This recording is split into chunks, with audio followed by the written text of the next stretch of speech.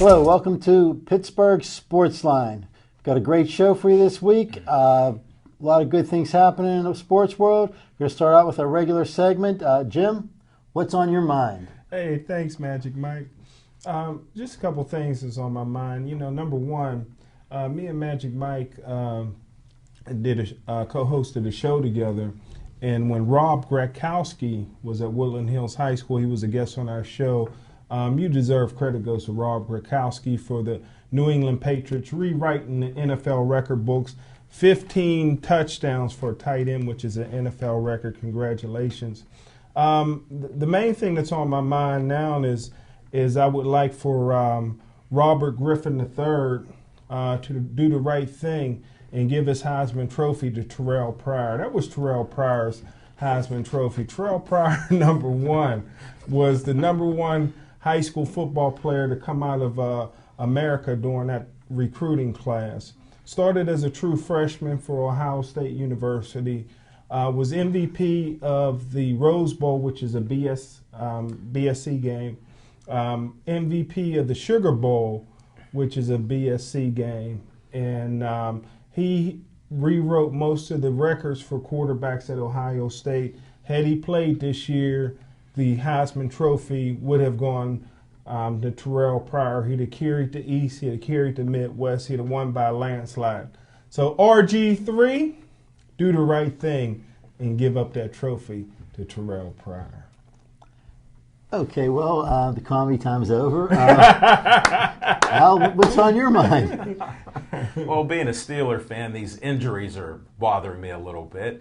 You know, we had Ben look like he broke his leg, and then he come back out there, and like Mike always says, Ben plays a lot better when he gets hurt. So he come out and did a good job. We got the win, and he may not play out in San Francisco, and that's actually what's on my mind. You had Harrison that made his hit, and he's going to be suspended. The way it looks, he is appealing it. They said they'll come out with the final ruling on it before the games this weekend, so we will know there. But then we're going out to San Francisco, and I wonder what you guys thought. If we don't have Ben playing and with the other injuries, maybe even Reston Troy, who's looked like he's injured, like Jim's been pointing out each week, you know, maybe we aren't going to even win this game out there, and do we really need to? That's the other question that I have, that we may not even need a win out in San Francisco because it looks like we're going to be the fifth team anyhow. So, you know, we'll be out there, and what this is setting up for, since I'm the straight guy here for smoking Jim Frazier, right now we would go out to Denver, and I don't remember the quarterback who's playing out there right now. But that's what's on my mind today. Well, Al, let me help you out.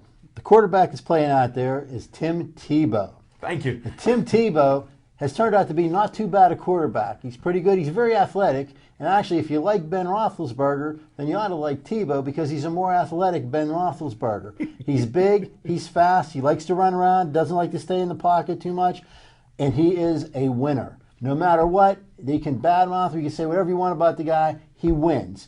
Before Tebow came out of college, when the Denver Broncos drafted him, sports writers all over America went on and on about how they wasted that draft pick. He'll never be an NFL quarterback. He'll never do well. Well, he's proven them all wrong. And instead of sitting back and saying, you know what, he proved us wrong, what they're doing is they're trying to rip him down because of his religion and his religious beliefs. Personally, I'm not a religious person, but it doesn't offend me to see this kid go down on his knee and pray or give thanks to his God when he makes a good play. Unfortunately, the rest of the media and the rest of the NFL or whoever has a problem. The other players have a problem with it. The writers have a problem with it. Here's what Tim Tebow has done wrong. Nothing. He never raped a girl in a bathroom. He never killed a bunch of dogs. He never stabbed a guy to death before the Super Bowl. Right? All he does is he goes out and he wins. But watch, because the media will be on him like a hawk. If Tim Tebow gets a parking ticket, it'll be the most heinous act ever committed by a man in the history of the earth, because the media will be all over him. God forbid he should lose a game, because that will be the most heinous act ever committed in the history of the earth. They got to get off this guy. They need to leave him alone. All he does is go out and win, make plays, and thank his God. They said, I don't have a problem with that. It's not offensive to me. I don't know why anybody else has a problem with it. Jim, I know that you like the guy too. What do you think about the way the media is covering him? First, I got to give you a hand. It was a great opening. And as an NFL scout, I took a lot of heat, of course, because everybody was saying when Tim Tebow was coming out of school that he would be an H-back, a fullback, anything but a quarterback. And I like guys that have intangibles. I've seen that Tim Tebow could be effective as a quarterback and be a superstar as a quarterback in the National Football League. I compared him early on, and I still compare him to Steve Young. And I think now I really believe that you win championships in the National Football League or any level by a great defense and a strong running game, and that's what Denver has right now. And Tebow's just an extension of that. He's a guy that can run, and he's obviously a guy that can pass. And I agree with you. The media ought to back off a little bit on Tim Tebow. Well, let me make this unanimous. I was just being a little sarcastic about who the quarterback was. I know, and I'm all in with Tebow, and I've liked him since he was in Florida and everything else down there. I mean, here's a kid who puts his religion out there with no ands, ifs, or buts about it. And he says who he is. He goes and keeps his word. He goes on missions and everything else in Africa and everywhere else, helping other people out with his own time. He doesn't have to do that. He wants to do it. And what's he want to do in the NFL? Be a quarterback. He wants to be a good quarterback. And he says just give him some time. He'll improve each time. Look at how he's even smiling when a guy intercepts him. He went over, the guy intercepted him, made a great catch, and he told him as much on the sideline. And they sort of laughed, and some of the announcers, there's this bias against Tebow. He was actually congratulating the guy because he's a warrior. He's out there fighting for every yard. This guy beat him. But he knew in the fourth quarter he would be back to do his thing. And does he have a good supporting cast? Yes. He set it up for a 59-yard field goal. Did the kicker make it? That's what he's supposed to do. Look, he wins the game with a field goal kick. But who made the yardage? And then look at the touchdown. He has them so fooled that he's an H-back. They all come after him, and he threw a touchdown pass. Sorry to steal your H-back line, but it sounded like a good one, Smoking Jim, so I'll use some of your props here. But I'm all for him. And the sad thing about America, I'm going to go off on a little tangent, Mike, but you have people that want to drag people down into the gutter. If you're successful, they want to pull you down to their level. I've talked about this for years before I met you guys and everything else, and to me that's disgusting. I would rather see somebody successful and fail at some time or another than to never have tried to do anything. And some people take a little bit of talent, and what do they have? The will to win. And they go out there and succeed. They'll say, this kid's a skinny something. Look at Billy Conn. We talked about a fighter. How could he win the heavyweight championship of the world? But he was there, and he could have. And you can pick all these little analogies out through sports history that so many people now, it's changed. Before they used to support a lot of people and root for these guys. Now they're looking for dirt on everybody, and to me that's not how it should be. So hopefully the media gets off of this kick with trying to drag him down. He's going to eventually lose some games. He's not going to go undefeated. He did lose one game as a starter, so he's 7-1. But he's done fantastic. He has the guys believing in him, the city, and his coaches too, and that's what matters. Zig Ziglar couldn't have said it better, but my only concern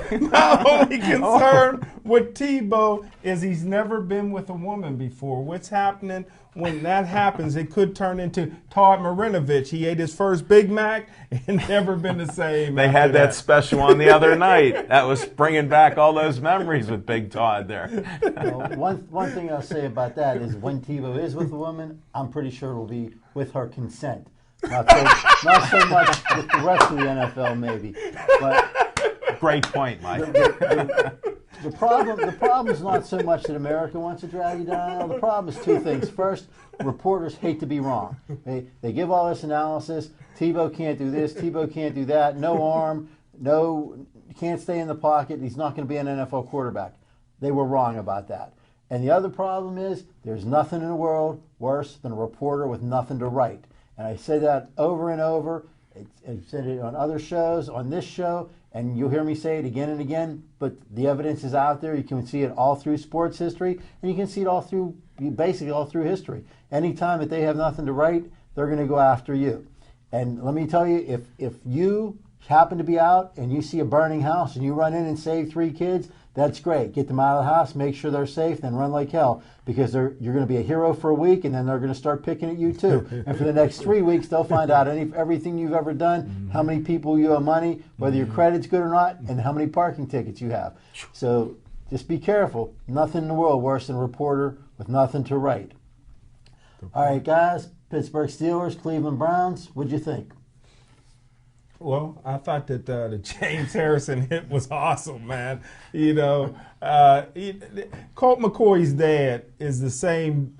Is saying that his son could not remember the hit, could not remember the rest of the game. This is the same Colt McCoy's dad that caused Texas the national championship when his son got blasted by selfishly keeping the ball when he should have pitched on the option, the fourth play of the game, and Alabama went on to win the game, and his daddy wouldn't let him back in the football game. You know, Colt McCoy didn't have to re-enter that game. Seneca Wallace came in there and was moving the team very effectively. So if Colt McCoy could not remember the game, if Cleveland Browns allowed him to go in there with concussion-like symptoms, then that's on them. I think it's a bunch of BS coming from Colt McCoy's dad. He should be worrying about his weak arm son, who's presently a sophomore at Texas, that can't throw the ball 30 yards and only starting because his older brother is Colt McCoy. Now, you bring up some of the similar points I wanted to bring up here too, Jim. Don't they give you a few questions that you have to answer? So obviously, you know, do you know what happened? That'd probably be one of the top three, right? I mean, I'm not into the game like you are as much, but they would almost have to ask you, do you know what happened? Do you know what day it is? So obviously he did answer the questions. Whatever happened after that, we have a similar situation with Letang. He got the broken nose, played the rest of the game, because hockey players are toughest athletes compared to anybody, like we've all, you know, said around here. Then he had concussion-like symptoms after that. So maybe there is a delay. But if you do have rules in the NFL that they won't let you in after a hit like that after you go through the test, obviously he passed. And as far as other things with the game, I thought it would be an absolute blowout. There were some drop passes. You know, there were a lot of mistakes made. Again, the Steelers play to the level of the competition with the players that they have. It just seems traditional almost, that if the team is not the New England Patriots or somebody else, then they play a little lower type of game. And of course, injuries did determine some of this too. So that's what I thought of. Oh, we got a caller. Hello, welcome to Pittsburgh Sportsline. Caller, what's your name? What would you like to talk about? Ron Johnson calling in on a general question for the guys. Hi, Ron. In the late 60s and early 70s, Pittsburgh had steel mills and a lot of Fortune 500 companies that are no longer around and had a greater population. In today's market, would Pittsburgh be eligible for a sports franchise? Good question. Al, what do you think? Well, it has changed so much. I mean, look at the population. You had probably almost 600,000 people through the 70s, 50s, 60s, and 70s, and now we're right around 300,000 now. So I don't think we would have 3 franchises that are major league teams at this time. There's almost no way, and you don't have all that corporate sponsorship. We have a long history of it, so you do have people that have moved with companies and stuff and do donate money. And you know, look, Mario even has a billionaire that helps back him with the Penguins. So you do have some out-of-town people that have Pittsburgh ties. If it were starting out now that we were that small, there's no way. I wonder if that's the Ron Johnson that was the first-round draft pick of the Pittsburgh Steelers in 1979 that went ahead and started as a true freshman at cornerback. I mean, a true rookie at cornerback. But if you think about it still, Pittsburgh is the 13th largest city in the United States, so it's still possible that they would have had the 3, but I don't think the 3rd would have been the Pittsburgh Penguins. If a city this size was starting the franchise, I think they would go for the guaranteed money in the NBA. So I'm so happy that we do have the Penguins, because I really believe that if we were a city starting 3 teams right now, it'd be football, baseball, and guaranteed TV money with the National Basketball Association. Well, I got to agree with Jim. Not only is Pittsburgh the 13th largest city in the country, because of its location, where it's at compared to Philadelphia, Cincinnati, Cleveland, D.C., and Baltimore, it's right in the middle of all that. It's a prime spot for a sports franchise. Again, I don't know if we'd have had three, and I don't know if the third would have been the Penguins or not, but the Pittsburgh Pirates, they were here like right when baseball started, so they were going to be here anyway. The Steelers, pretty much the same thing, part of the original NFL.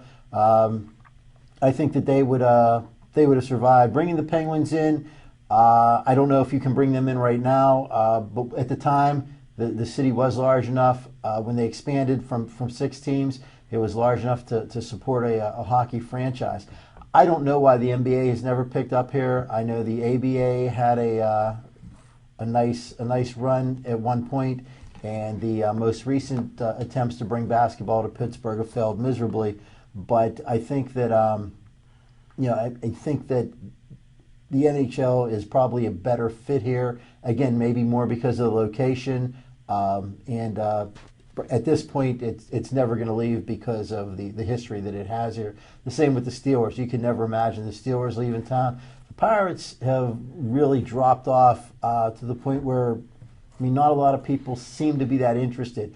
It's a shame because if they would happen to do well, if they somehow turn this thing around, I'm sure the fans will go back. And they do have the nicest baseball stadium in the league. So, I mean, I think right now we can support all 3 teams. I don't know if we can support an NBA team with it because it's tried. Well, basketball's tried, not necessarily NBA. Would like to see that happen, but I'm not sure that they can. Ron, first off, are you the Steelers' first-round draft pick?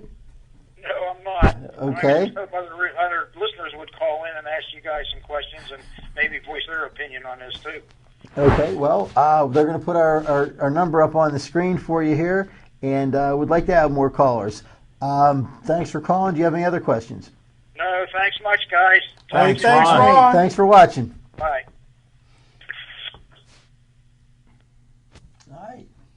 And 412-833-3104.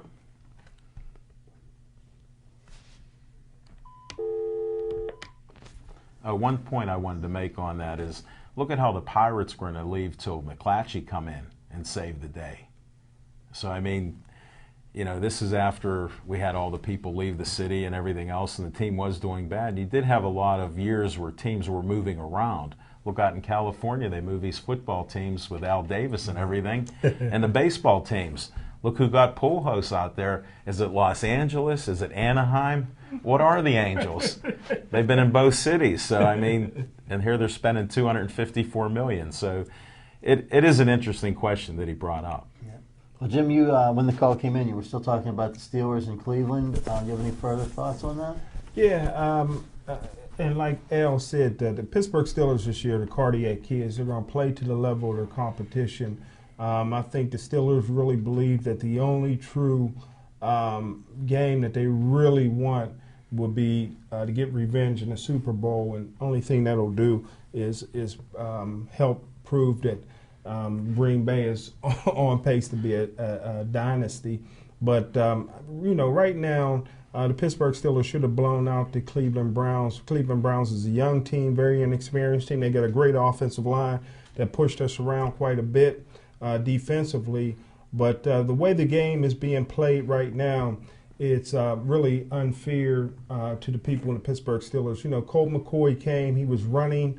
I thought he was over the line of scrimmage when he threw the football. James Harrison Silverback had no choice but to knock him out, you know. And the league is so hypocritical, Mike, because believe me, that play will be shown all over the National Football League. They'll package it and sell it in DVDs.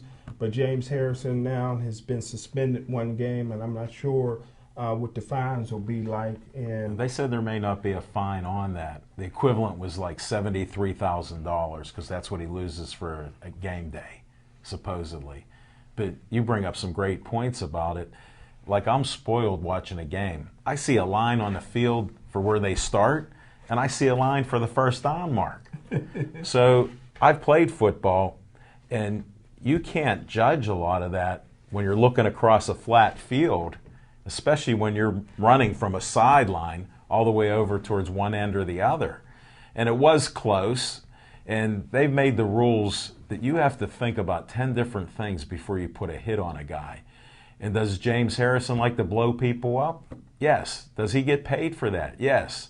Should he have maybe hit him lower? If he could have. But it's not going to happen. You're moving 100 miles an hour. Come on now.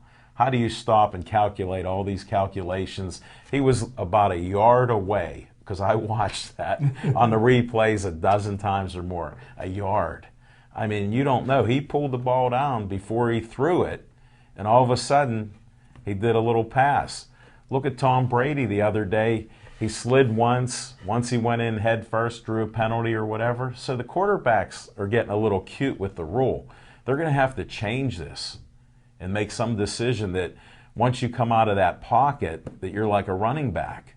Because why wouldn't a quarterback one time try to slide in there or another time stay up, and then he gets hit hard? What are they going to do?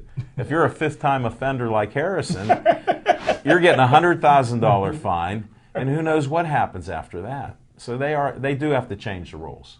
Well, I'll tell you what. First, if Colt McCoy didn't remember that hit, he's lucky. Because if I was him, I'd like to forget it too. And as far as not remembering the rest of the game, well, you know what? The rest of the game wasn't all that memorable either. So that's probably not such a bad deal.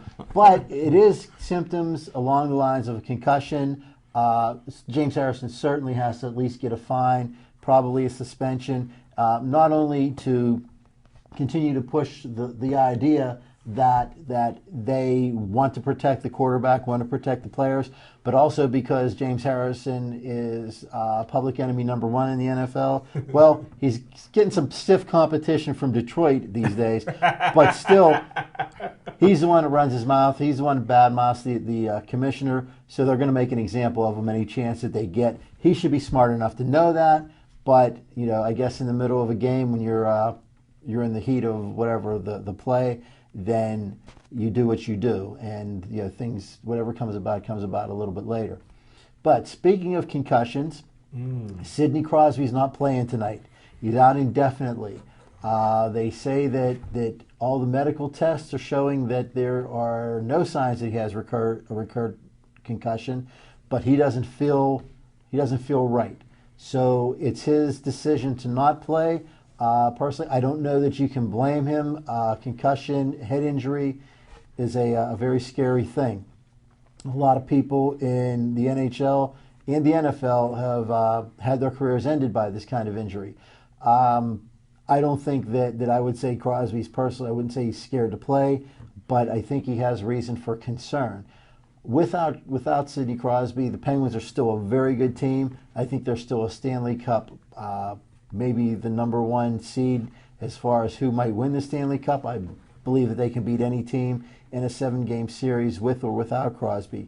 But I think it's a precaution that they have to take. Right now, in addition to Sidney Crosby, Chris Letang and Zbigniew Mikhailiuk also out with concussions. A lot of head injuries, a lot of hard hits in hockey, a lot of hard hits in football. Guys, what do you think? What do you think that they can do to help to protect these players? Hey, Magic. First of all, how did Crosby get the latest concussion? Well, he took a couple hits. He actually ran into one of his own guys and went down. He got a pretty tough hit in the Boston game, but there was hits there. No one particular incident. It just that after the last game that he played, the following day went out for the skate, didn't feel well, had a couple of headaches, and they took him out for precautions. And I don't think, and Al, I'll refer to you on this, is I don't think they can do anything to to take concussions out of hockey. Like Al said, hockey players are probably the toughest players out of any sport. That's why Big Ben could be a hockey player, nose break, ankle break, toes, Yeah, broken thumb, Heart Big Ben. transplant. Big Ben is tough.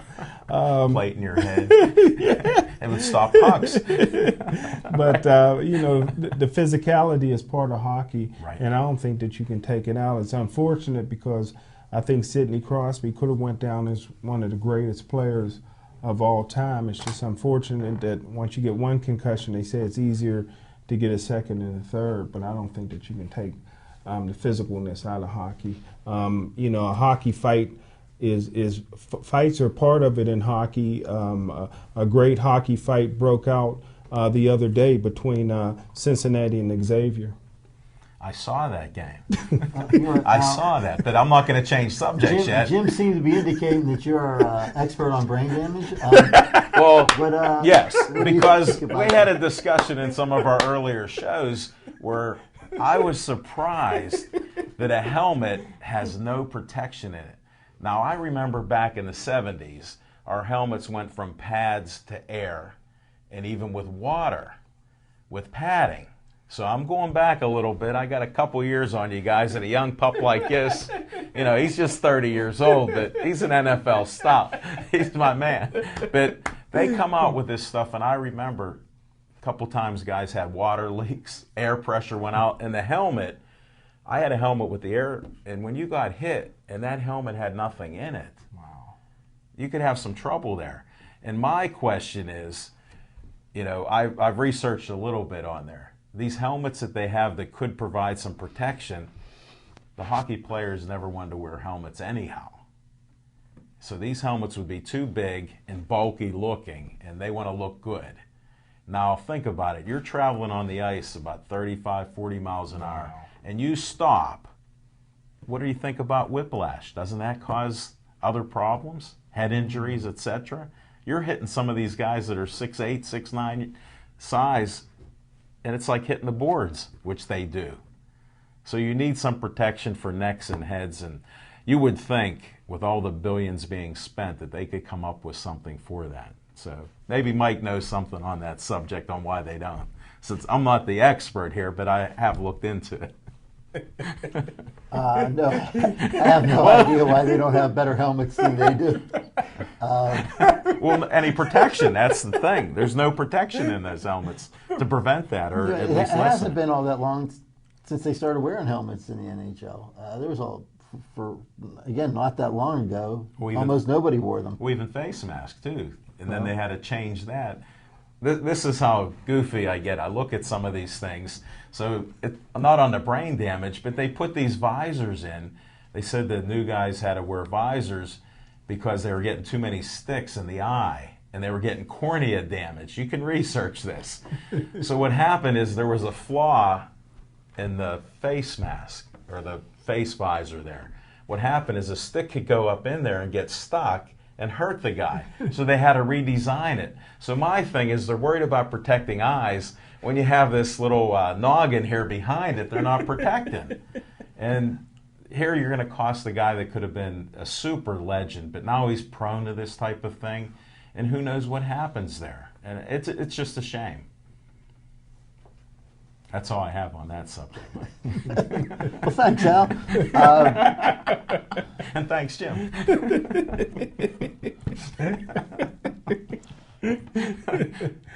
Were you talking about Cincinnati and Xavier? Did you see the game? No, I didn't even see the fight, but I heard about it. I'm watching the game. I was just watching sports that day, and it was a tough game, and there was some stuff going on at halftime. Mark Lyons was saying some things to the whole team and their bench at halftime. And plus, these guys with social media, I don't know how you guys feel about it, but this tweeting and putting your comments out there and trash talking and social media, I think there has to be some limit, even like with Richard and his comments about, terrorism and everything else. It got a little too crazy. So these guys were trash talking on the social media, and it's a huge rivalry. They say since the 1920s. Wow. So there's a long history there, and they always get a little crazy. And they just, at the end of the game, there was 9.4 seconds. The ball's going out of bounds. The one player goes to throw it back in for Cincinnati, and two Holloway and another guy are getting into it. The ball just goes out of bounds. Then it got crazy, and that Gansey come in and punched Freeze, this big kid for the other team, Xavier. It was just unreal. He cold cocked him, put him right down. Then the other kid stomps on him, and you could see this all happening because the camera's up above, showing the whole melee start. Wow. It was just unreal. So, just a real bad situation there. And where were the coaches pulling some of these players out? And where were the referees? They're blowing whistles on all kind of other things. Wouldn't you go in there and stop? You hear this stuff right on the court. You see it. Wouldn't you go over there and break them up? It's not a good time for basketball there. Well, the referees in basketball are rarely as big as the players, so that might have had something to do with why they tried to stay away from that. One thing you can take away from that is that Cincinnati and Xavier both are definitely preparing their players for NBA life. Good point. They can play for Detroit anytime. And the unfortunate thing is with Xavier, and I watched a little bit of basketball because John Calipari, I'm a big John Calipari fan, and me too. They went down 3 with no time on the clock. What a game. Yeah, guy for Indiana hit a 3 to win it at Indiana. But that was all the basketball that I watched. But Xavier, for all the basketball fans and people that play March Madness brackets, Xavier has a real good chance of winning the national championship or going to the Final Four. I think that's why you've seen that Cincinnati was hit with the heavier fines and suspensions. Xavier got kind of like a slap on the wrist. Sure, you're bringing up some things that what happens later in the season if a team that's not going to make it wants to take somebody out, just like they go after certain players. In hockey the other day, they tried to get Malkin in a fight. You know yourself from playing sports and observing sports for years, some of these guys, they'll send in a guy and... The goons. Yeah, I wanted to be polite, but they send the goon in, he does his little thing, and the star player's out of the game. And this team could be in the top 4, Xavier. They played a hell of a game. They got some nice players, good all-around team. And then they come out trying to be thugs on the interviews after it, which somebody should have just said, don't say a thing about this, because they sounded worse, and it's just a crazy thing. And they might be ready for NBA next year. So let me ask you guys a question, not to transition back to the NFL, but everybody knows that I think the greatest football player of all time is Ray Lewis, and the Ravens are right there. And I watched the New York Giants almost defeat the Green Bay Packers.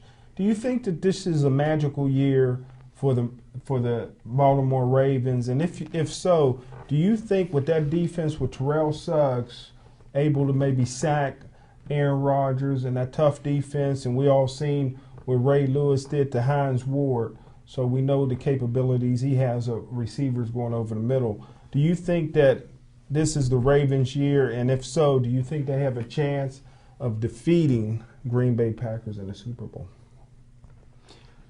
Well, I definitely think that this could be the Ravens' year. In the AFC, there's the Ravens, the Steelers, the Patriots. I don't, and like I said, I really thought that Houston would win the AFC, but not with their third-string quarterback. So I think that the Ravens definitely have a good chance. I think they're a better team than the Steelers. I think they're a better team than the Patriots. Their defense is going to be the story. If they do meet up with the Packers, they have to stop that offense. I think that the Ravens' offense is good enough to put up a few points at least against the Packers, but you have to stop that explosive offense. The Ravens' defense may be good enough to do that. I personally don't think that Ray Lewis is the best football player in history, and I know you don't either. But you like to say that. You're a smarter guy than that. But I think that that they do have a very good defense, and that they may be able to at least slow the Packers down enough to keep pace with them. Well, my thoughts are, this sort of reminds me when the Steelers went on the road for 3 games, and it was a magical year for them. Mm-hmm. And look at how they stopped a lot of streaks that year, too, where people were undefeated. And now the Packers do have a couple Achilles heels.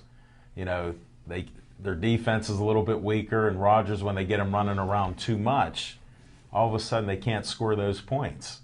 So if the real Flacco shows up, I mean the one not that the Steelers always have, where he blows up or, does something stupid. Ray Rice runs the ball, gets all that yardage. He throws a few of those passes, completes a couple long ones. They could win a game in the 30s and beat the Packers. It could happen. This might be the year, and depending on where they're playing the game, you're talking indoors for the Super Bowl. It'll be a little more equal there, and I think they could do it. And you get Ray Lewis healthy, even though he's on the downside of his career. I mean, he can still play. He gets near that ball. He's a ball hog. He does get there, and Suggs is just playing unbelievable. So they definitely could do it. The surprising thing in the National Football League is there's so many qualified coaches out there. And the Pittsburgh Steelers have really been lucky over the years, having great coaches like Chuck Noll and Bill and the great Bill Cowher that should go in the Hall of Fame, and now Mike Tomlin.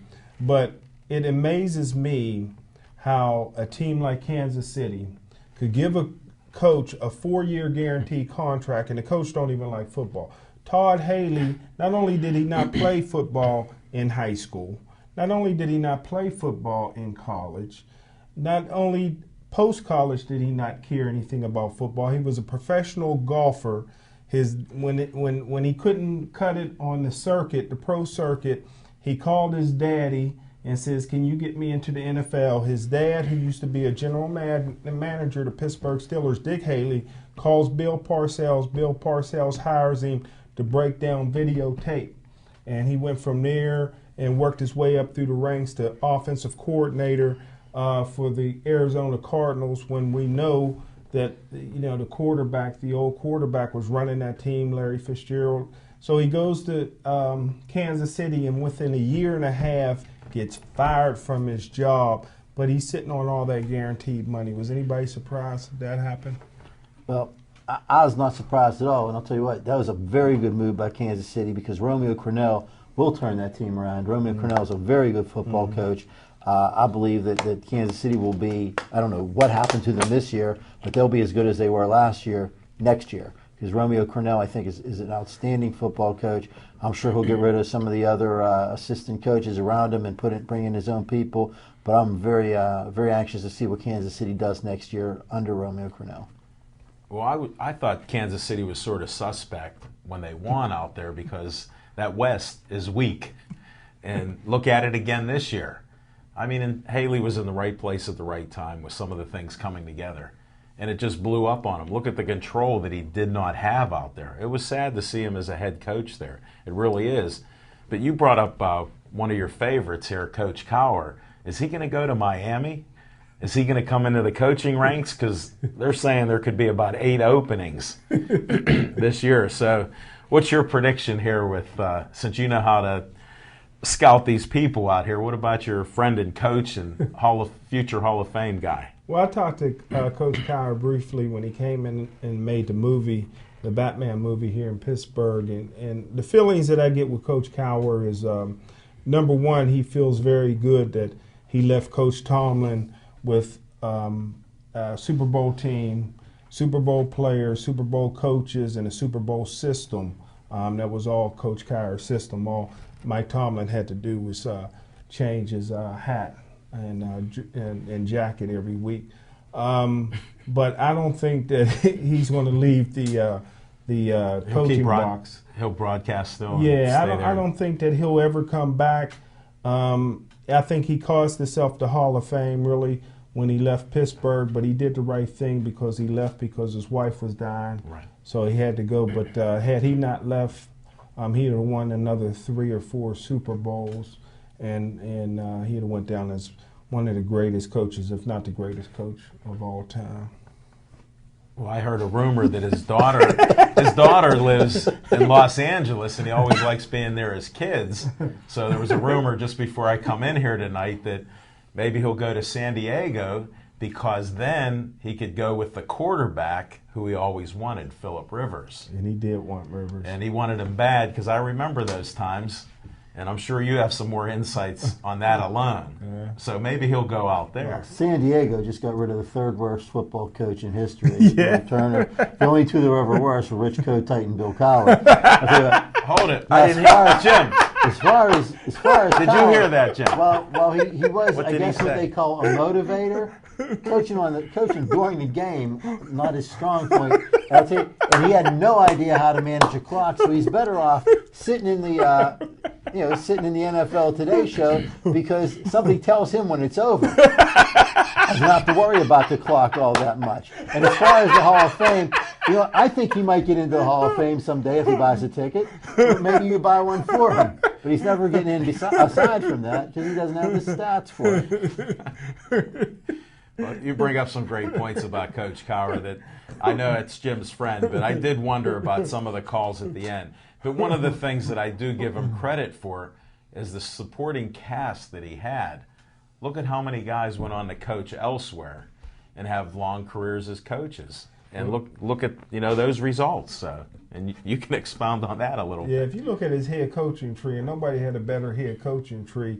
Dom Capers, Dick LeBeau, Marvin, Uncle Tom Lewis, Jim Haslett, Shane Gailey, Mike Malarkey, Ken Wisenhunt. Those are 7 guys off his staff that he handpicked and he groomed that went on to be head coaches. And if you look at a guy like Mike Tomlin, there's nobody that you can point to on his current staff that you would say has NFL head coaching potential. So right there tells me that he's not developing coaches.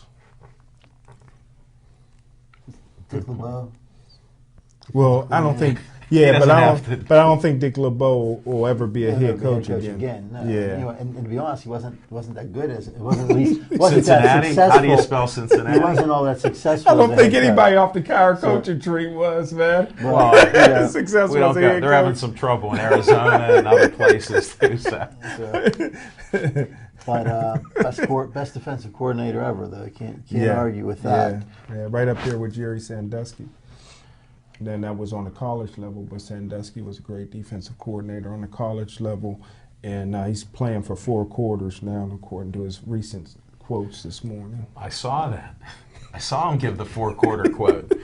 This is so screwed up with how society is. Well, you know what? If they make a remake of The Longest Yard again, Sandusky will be right there for them. You don't think he's innocent? Of course he is. That's why he'll be in the longest yard. Till proven guilty. He won't be on the guards And team that then. won't take long. No, there's so many things that are going on there. You appreciate loyalty because a lot of us Pittsburgh guys, we're loyal to coaches, family, friends, and everything else. And some of this stuff you don't even want to believe. I mean, I really don't. But there's so much evidence out there. Who knows what's going on? And his attorney, I don't know where he got that attorney that's supposedly helping him. Every time I hear him talk, I think that's another year Sandusky's going to get. I mean, I feel bad that he has that attorney. But, you are innocent until proven guilty. That is America, so I'll go with that. It just does not look good. If I were handicapping, I'm not even giving you my handicapping because it doesn't look good for it. And then on another sad note, Joe Paterno took another fall and refractured his pelvis. And this just goes with the theory that he thought he was going to die if he quit coaching. And you just wonder if he gave up on life with these things happening. So, Wow. Bear Bryant. right, his good friend. Bill Bryant didn't last long after he quit, that's for sure. But, maybe he knew he wasn't going to last long. Maybe that's why he quit. I mean, he may have been sick ahead of time. About a couple of years ago, Antonio Margarito had a boxing match with Miguel Cotto. I always thought Miguel Cotto was a very good fighter, never been knocked down, never been hurt. During the course of that fight, Margarito beat him to a pulp, hurt him very badly with almost every punch. And that was pretty surprising to me, pretty surprising to a lot of people that know boxing. In Margarito's next fight, as he was preparing to get into the ring, someone stopped him and checked his wraps, which were filled with plaster. Wow. So his boxing gloves were basically had rocks in them, and they made him take all that away from him. Miguel Cotto, in his next fight, he lost again. He was still kind of hurt, I guess, but he was very successful after that. He got a match with Manny Pacquiao. Manny Pacquiao is the best fighter in the world, maybe best fighter in history, and he did beat Cotto. Margarito, on the other hand, after having the doctored up wraps taken away from him, lost his next 3 fights.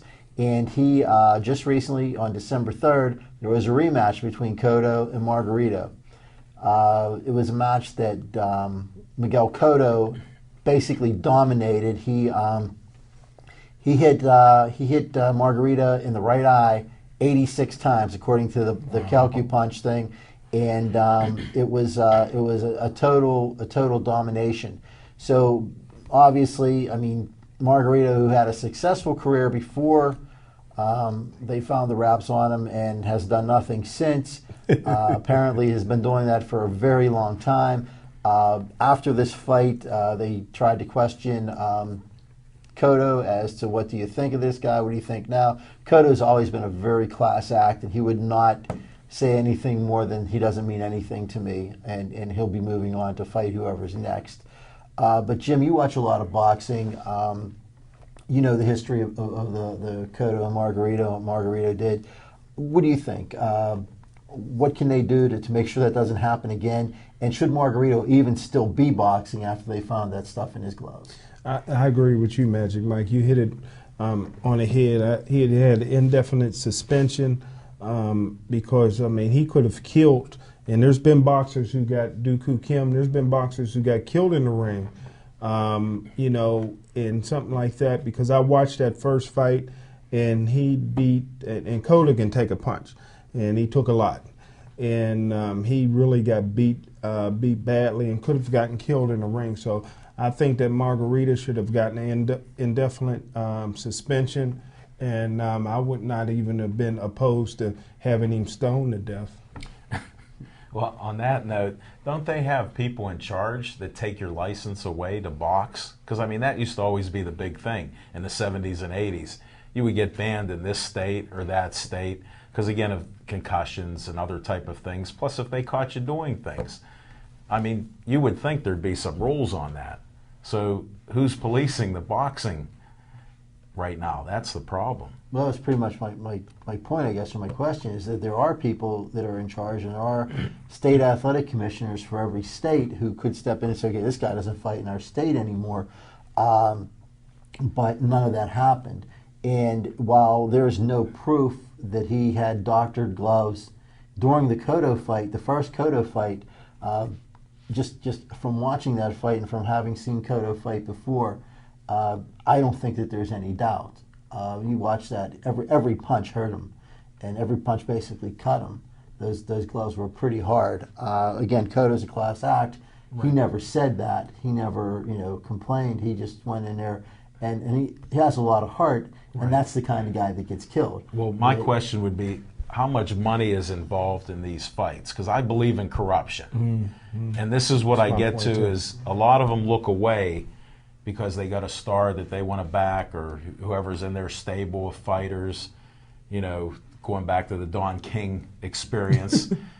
So there are a lot of things that are shaky on it, and somebody should come in and actually investigate that, because where it's held at, who's in charge, and how hard is it to just check a glove at the beginning of a fight? I've been there at fights, mm-hmm. When they'll check that, mm-hmm. or they don't let you put your gloves on till they do inspect you.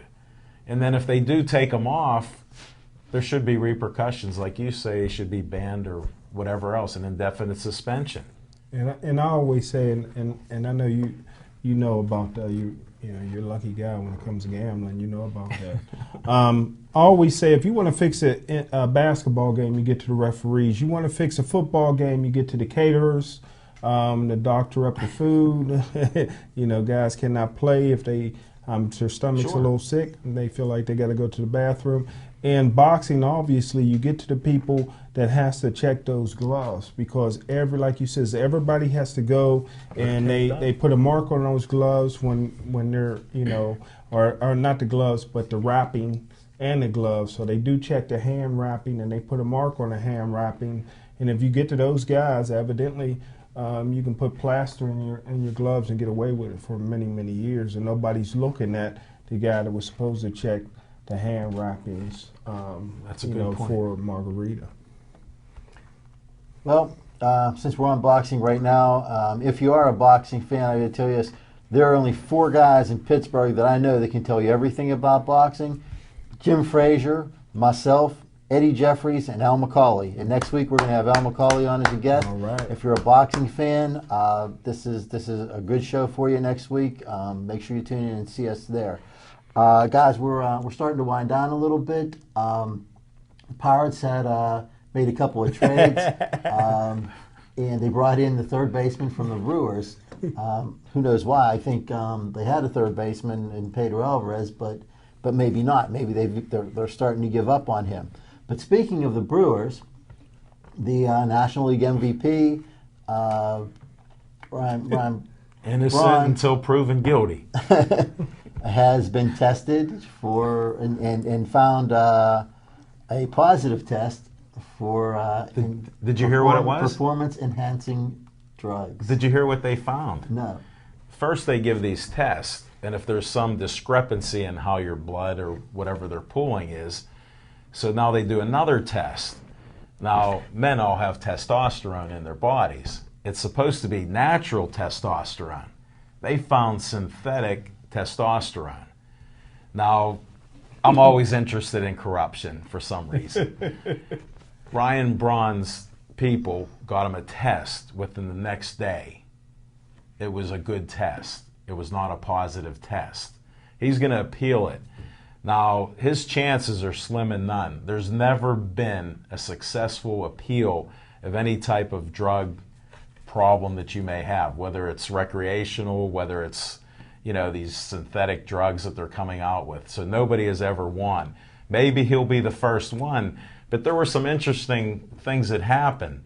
Bud Selig, who I don't have much respect as the commissioner of baseball, he owned the Brewers at one time. He had mentioned that Ryan Howard and Ryan Braun were under the drug testing for all these years from the minors, so we have a successful program. And then look what happens. One of his star pupils comes out with this. Wow. So this could go all the way to the commissioner. That's how bad this is, if they're getting away with it. Now, if this was a false positive type of thing, who knows? But they did go to an international company that does this type of testing. So it doesn't look very good for them. And guys, why do these players think they can get away with it?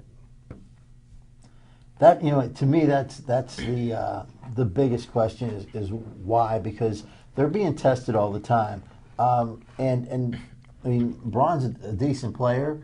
I don't know that he needs to do performance enhancing substance or whatever to be a good player. But somewhere along the way, I mean, they seem to get the idea that this is going to help them, and they're going to do a lot better with it, and nobody's going to catch them. Well, it seems like now that the testing's in place, and they are going to get caught. And I mean, I'm sure he's not going to be the last one, because as great an athlete as they seem to be, not many of them seem to be very smart. So who knows where it's going to go from here. Braun was in for a rough year anyway. He's not going to have Prince Fielder batting behind him, so he's not going to see the pitches and stuff that helped him win the MVP this year. And I think with losing him for 50 games, which is supposed to be the suspension for a first-time offense, and Fielder not being there, the Milwaukee Brewers may find their way back into the pack in that division. But on your thought on why do these people do it?